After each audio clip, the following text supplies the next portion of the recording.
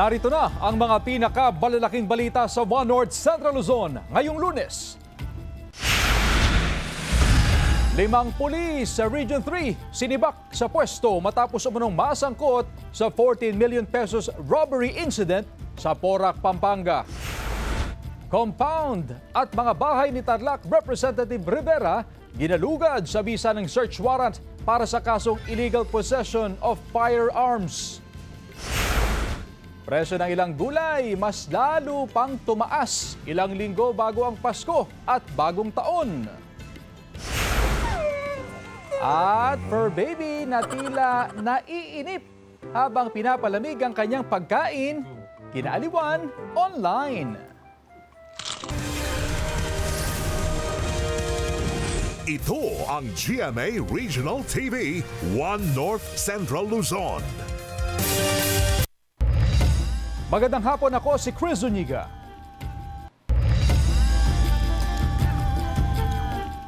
Presyo ng ilang gulay mas lalo pang tumaas ilang linggo bago ang Pasko at bagong taon. Ang detalye sa report ni Jasmine Gabriel Galban. Mas lalo pang tumaas ang presyo ng iba't ibang gulay ngayong holiday season. Nasa hanggang 20 piso kada kilo ang itinaas sa presyo ng bell pepper, patatas at repolyo. Doble naman ang itinaas sa presyo ng sayote na ngayon nasa 120 pesos ang kada kilo. Habang ang Benguet beans o Baguio beans na sangkap sa pansit, 500 pesos per kilo ngayon.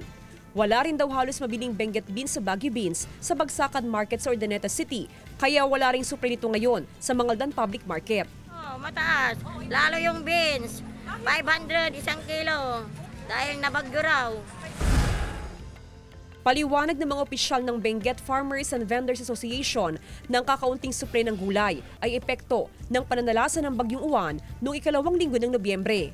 Pinaka naapektuhan ang Benguet o Baguio beans at sweet peas. Talagang mahirap mamunga yung lagas yung bulaklak kasi ng beans nung huling bagyo, ma'am. Bahagya ring tumaas ang presyo ng ilang lowland o native vegetables gaya ng kamatis, sitaw at talong. Ramdam ng mga mamimili ang mataas na presyo ng gulay. Tamang budgeting na lang daw ang ginagawa nila para kahit papaano ay makabili pa rin ng gulay. Talaga, kailangan mga abutin. Konti-konti lang. Sa papalapit na selebrasyon ng Pasko at Bagong Taon, kasabay ng mataas na demand sa gulay, asahan na rin daw ang pagtaas sa presyo ng ilang gulay. Kasama si Jing Dakanay, Jasmine Gabriel Galban, One North Central Luzon. Beep, beep, beep, mga motorista, may taas presyo sa gasolina bukas. Sa anunsyo ng ilang kumpanya ng langis, 1 peso and 20 centavos ang dagdag sa kada litro ng gasolina. Wala namang pagbabago sa presyo ng diesel at kerosene. Ayon sa Department of Energy, bunsod ang galaw sa presyo ng pag-atake ng Ukraine sa oil infrastructure ng Russia. Pati na ang tumataas na tensyon sa pagitan ng Amerika at Venezuela at ang surplus o pagdami ng supply ng langis. Inalughog ng mga otoridad ang compound at mga bahay ni Tarlac Representative Noel Rivera na pinakakasuhan kaugnay ng flood control scandal. Pero ang search warrant para sa kasong illegal possession of firearms. Tutukan sa report.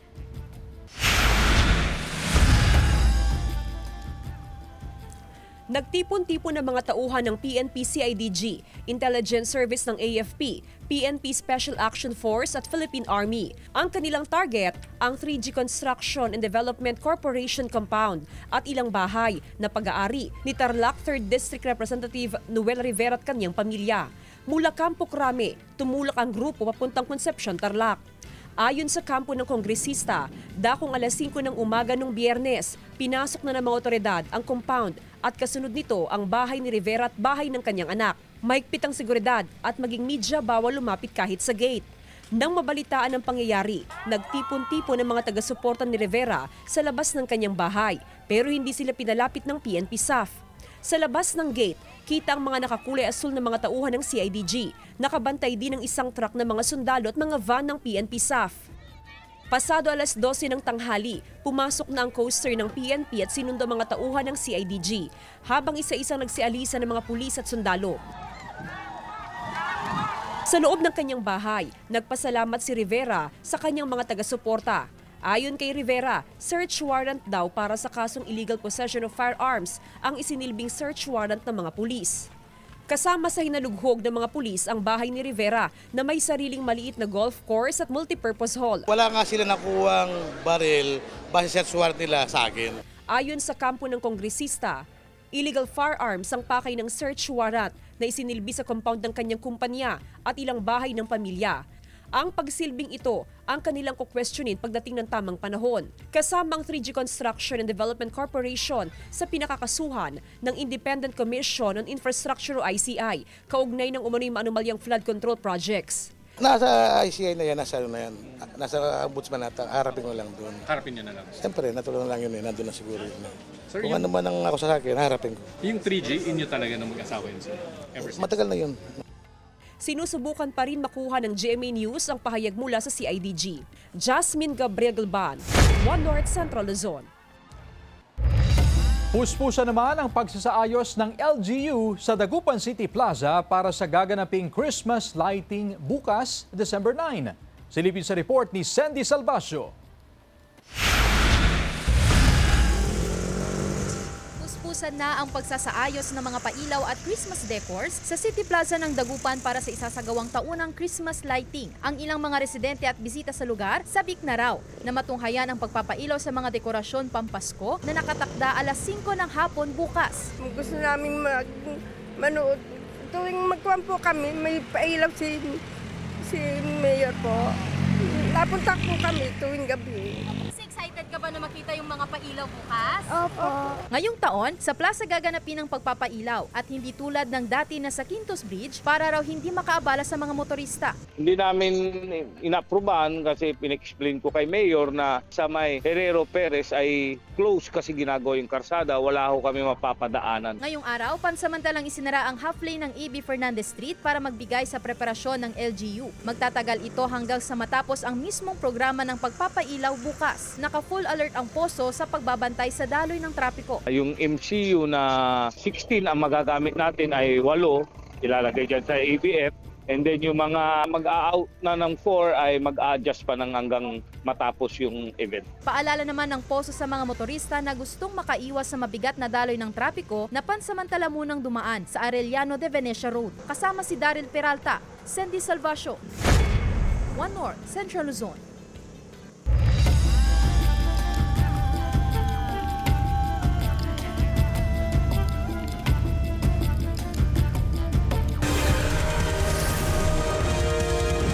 Ito ang GMA Regional TV, One North Central Luzon.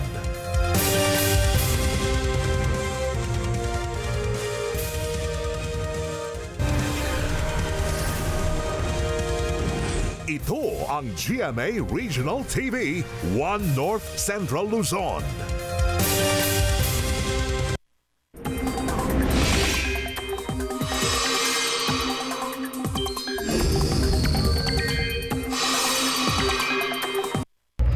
Mga kapuso, humina at isa na lamang low pressure area ang bagyong Wilma dahil sa interaksyon nito sa lupa at impluensya ng malamig at tuyong hangin.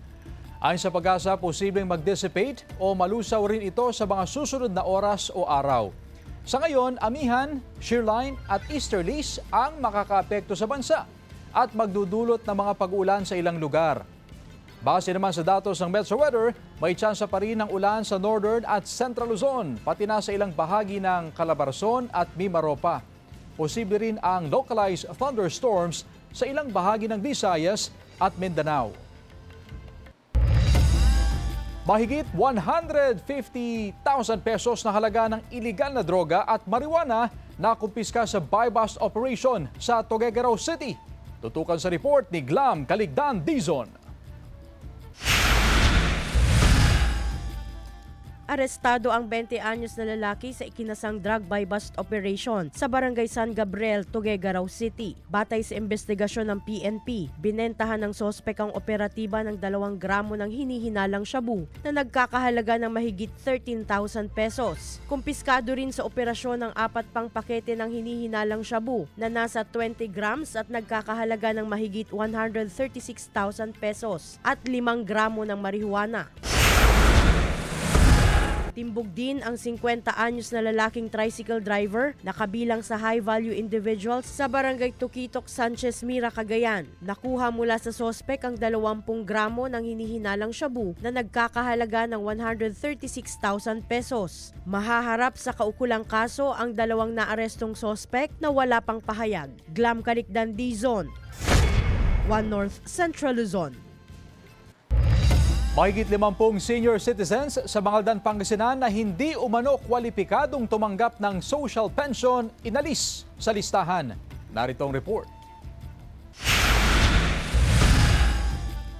Kabuang 55 senior citizens na tumatanggap ng social pension sa Mangaldan, Pangasinan ang tinanggal na sa listahan ng social pensioner matapos madiskubring hindi sila kwalipikado. Lumalabas sa sinagawang cleansing ng DSWD na karamihan sa 55 na social pensioner ay tumatanggap ng SSS pension habang ang iba naman ay mayroong mga anak na may mga trabaho. Malinaw sa guidelines ng DSWD na ang mga indigent lamang o yung mga walang natatanggap na pensyon at walang trabaho ang mga anak ang kwalipikado na makatanggap ng social pension mula sa national government. Dumaan din daw sa tamang proseso ang pagtanggal sa master list ng mga hindi kwalipikadong social pensioner. There was an official communication which came from the DSWD Central. They are disqualified.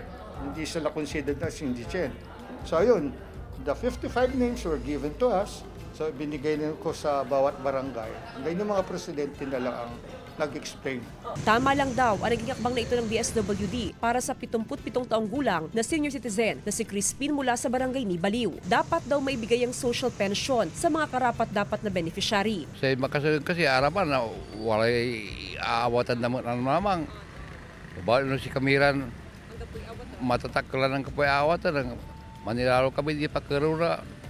Patay bang pakaraw. Kabilang sa mga kwalipikadong makatanggap ng social pension ang mga mahihirap o indigent, mga walang permanenteng kabuhayan, walang natatanggap na pensyon mula sa SSS, GSIS at iba pang uri ng pensyon. Kasama si Jing Dakanay, Jasmine Gabriel Galban, One North Central Luzon.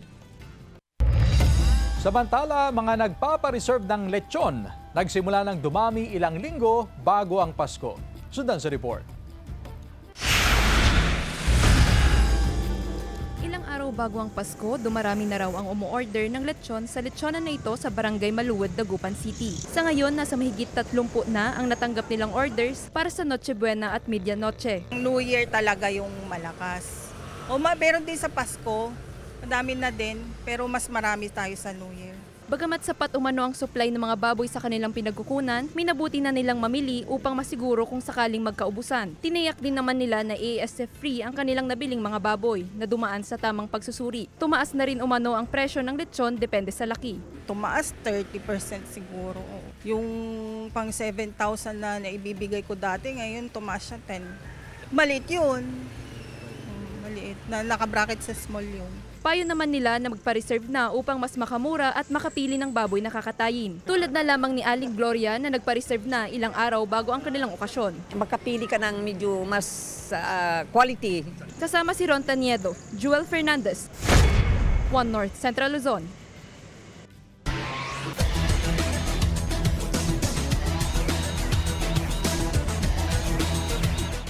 Kasado na ang NCAA Season 101 Men's Basketball Finals sa pagitan ng San Pedro Red Lions at Letran Knights. Pagkatapos siya ng comeback win ng Red Lions laban sa Benil Blazers kahapon. Sa Game 3 ng kanilang semifinals matchup, humabol ang Red Lions sa fourth quarter hanggang magwagi sa score na 84-81. Sa Miyerkules, December 10, ang Game 1 sa pagitan ng Red Lions at Knights. Mapapanood yan sa GTV at Heart of Asia, pati na sa social media channels ng NCAA at GMA Sports.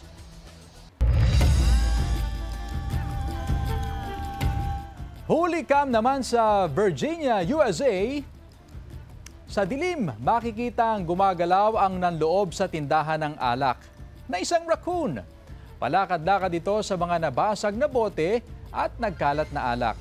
Ang tila lasing na raccoon, sinubukan pang umakyat sa estante pero nahulog. Kinabukasan, dinatna ng isang empleyado ang naiwang kalat. At sa banyo ng tindahan, natagpuan ng raccoon na nakadapa dahil sa kalasingan. Dinala siya sa isang animal shelter para palipasin ang hangover. Pagkatapos, matagumpay na naibalik sa wild ang raccoon. Dagsa naman ang mga deboto sa Minor Basilica of Our Lady of Manaoag ngayong Feast of the Immaculate Conception. Yan ang balitang tinutukan live ni Sandy Salvacio. Sandy? Ngayong Feast of the Immaculate Conception of Mary ay dagsa ng daang-daang mga deboto ni Inang Berheng Maria ang Minor Basilica of Our Lady of Manaoag. Karamihan sa mga nakausap natin ng mga bisita at deboto ay nagmula pa sa iba't ibang mga bayan at iba't ibang mga syudad, habang ang ilan ay dumayo pa mula sa mga karatig at malalayong probinsya.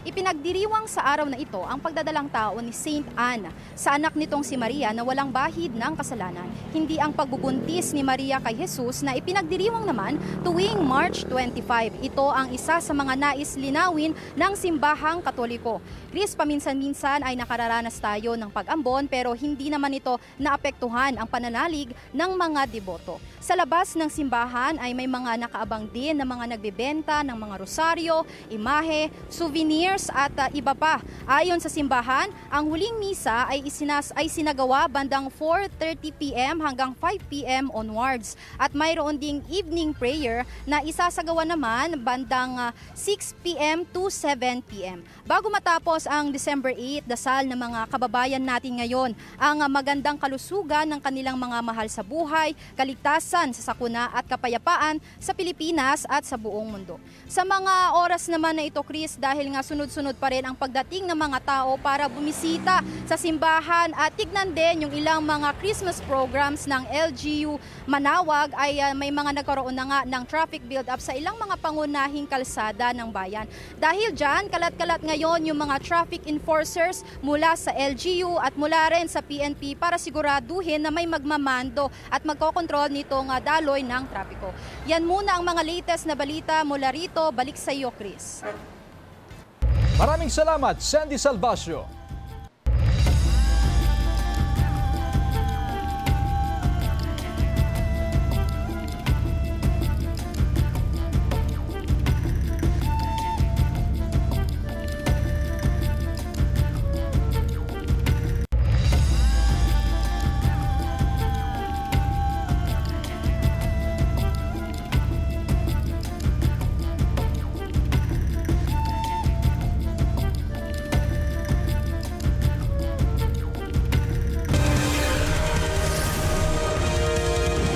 Ito ang GMA Regional TV, 1 North Central Luzon.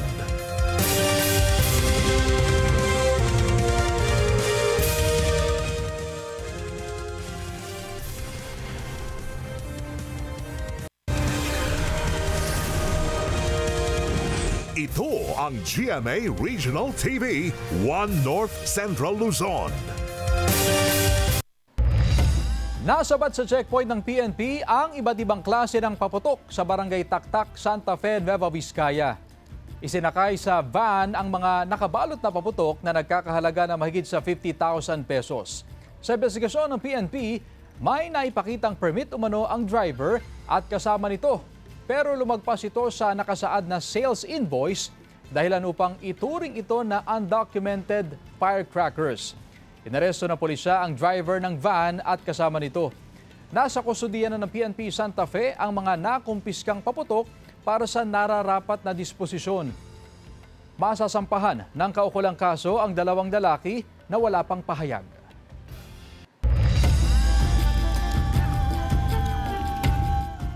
"12 Days of Giving" inilunsad ng ilang guro at estudyante sa Calasiao, Pangasinan.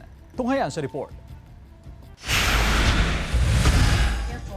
Nagsasagawa ng 12 Days of Giving ang mga guro at estudyante ng Calasiao Comprehensive National High School. Iba't ibang goods tulad ng mga dilata, noodles at toiletries ang kanilang dinadala at iniipon. Bigas ang kanilang dala ngayong araw. Tinuturuan po namin silang magbigay dahil loving is not just about receiving.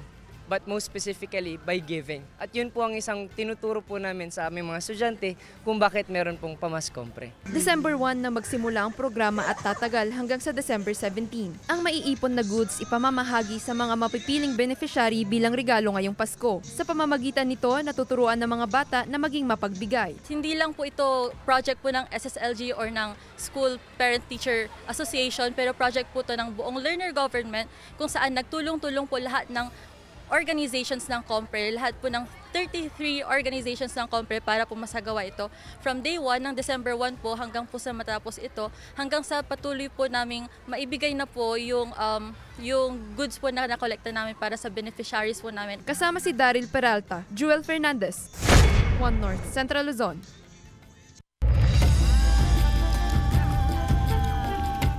Kinaaliwan na eksena ng isang fur baby sa Bataan habang naghihintay ng kanyang pagkain. Ang kanya kasing pagkatakam, mukhang hindi na matansya. Mag-serve na nga. Ang 5-year-old Shih Tzu, halatang halata ang pagiging mainipin. May paiyak-iyak pa siya Kwento ng pet owner na si Ram, pinapalamig niya noon ng mainit pang pagkain ng Shih Tzu kaya tila naiinip ang alaga. Good boy pa rin naman daw ang alaga na kahit may pag-amba sa pinapalamig na pagkain, naghintay pa rin siya ng signal bago kumain. Sa huli, nakain niya rin ang lutong pagkain. Ang video na yan may mahigit 600,000 views na online.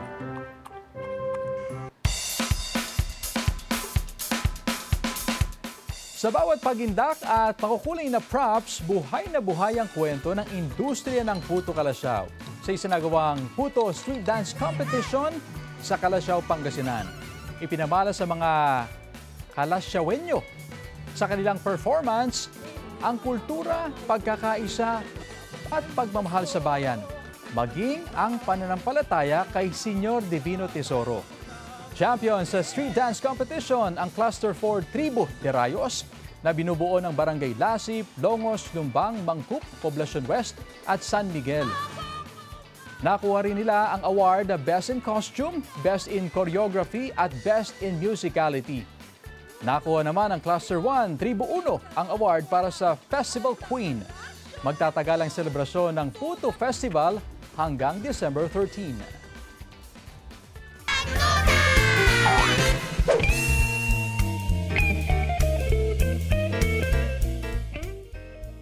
Ano ang sana mo ngayong Pasko? Sana may biyanan ako na bago. Biyanan ako na bago.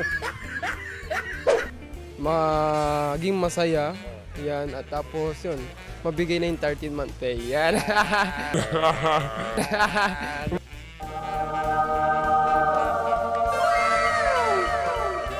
Wala pa ba? Wala pa. Ano? Mapalitan ko ng asawa ko. Sana magbago sila. Anong sana mo ngayong Pasko? Sana magkapera na ako para may pambili kami ng pagkain ng pamilya ko. Sana magkaipin ako kasi bungi ako.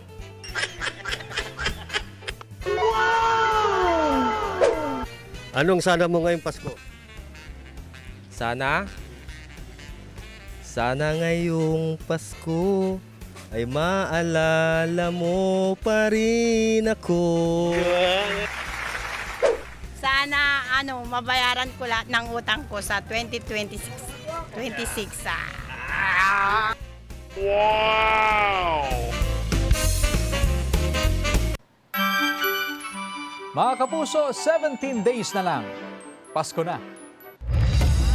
Samantala, mapapanood niyo po ang episode na ito at iba pang pinakahuling lokal na balita sa official website ng GMA Regional TV, www.gmaregionaltv.com. Pwede rin kayong bumisita sa aming official YouTube channel, GMA Regional TV. At i-click ang subscribe button para sa pinaka-maiinit na balita mula sa mga rehiyon. Nais din naming pasalamatan ng mga kapuso sa Hilaga at Gitnang Luzon, maging ang mga kapuso natin abroad. Dahil sa GMA Regional TV, local news matters. At yan ang mga pinakamalaki at pinakahuling balita sa Hilaga at Gitnang Luzon. Maraming salamat sa pagsama sa amin pati na ang mga kapuso sa ibang bansa na tumutok sa mga balita sa rehiyon. Ako po si Chris Zuniga. Kami, ang GMA Regional TV, 1 North Central Luzon. Buong pwersa para sa mas malaking misyon at mas malawak na paglilingkod sa bayan.